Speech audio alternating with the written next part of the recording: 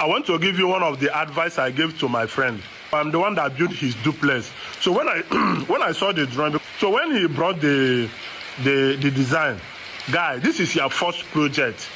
This is your first project, and you don't have any other place you are making money. Rather, that place you are. You understand?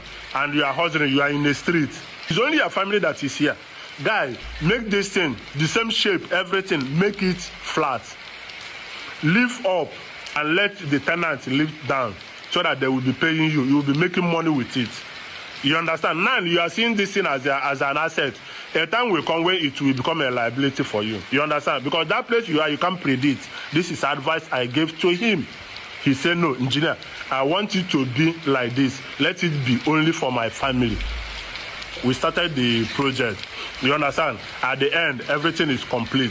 One guy that is working in our site then that lives close. In fact, that is the place we are parking our materials. You understand? The guy told me that that my guy is in Nigeria for more than 10 months. I just pretend that, yes, I know about it. As in the time he is building that house, the way he is getting the money may not be the way he is getting it. The guy said that my friend is regretting that pattern of house he built, that he regretting not building it by flat.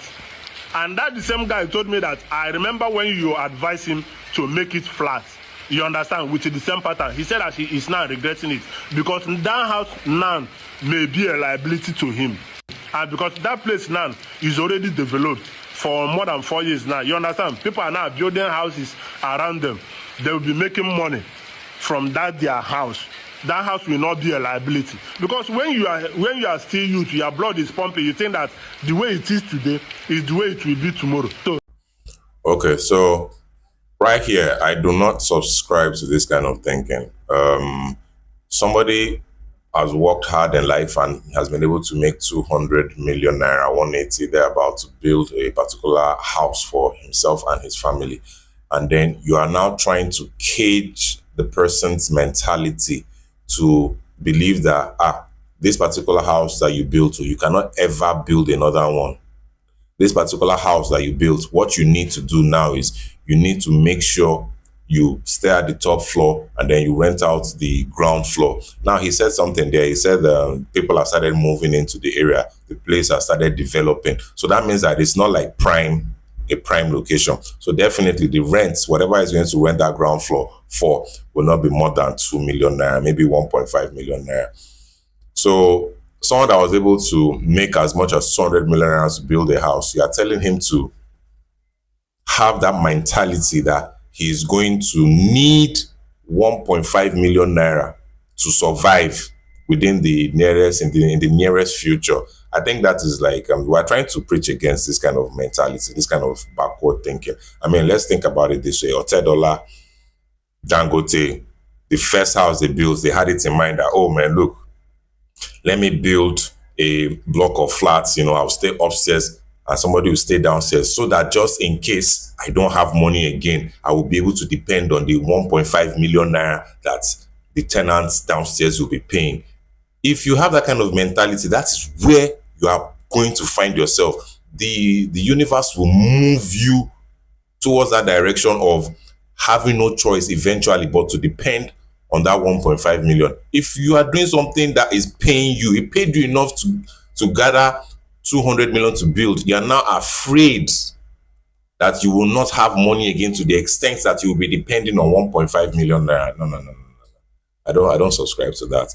This is not a jab at him in any way whatsoever, because I follow him and he has a lot of very reasonable content. But this particular one, where you think it's right to, I mean, do you know what it means for a rich person to have a tenant in his house, his home, where he stays with his family? Let me give you a hint.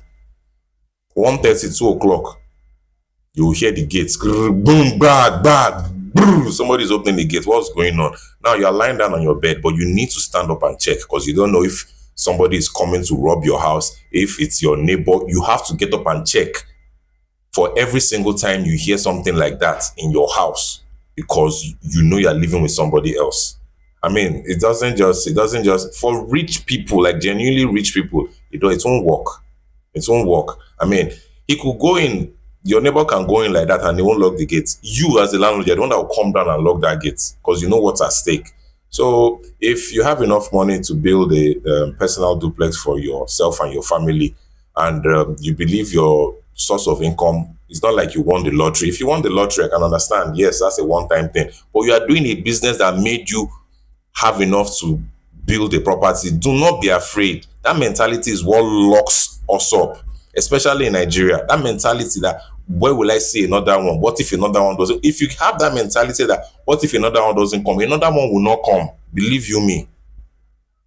I don't subscribe to this. I don't subscribe to this. And now, like I said, it's no jab at him. At a particular point in time, I had this opinion, this mentality as well. But I believe that sooner or later, he himself is going to have that mentality to understand that that is not how life works.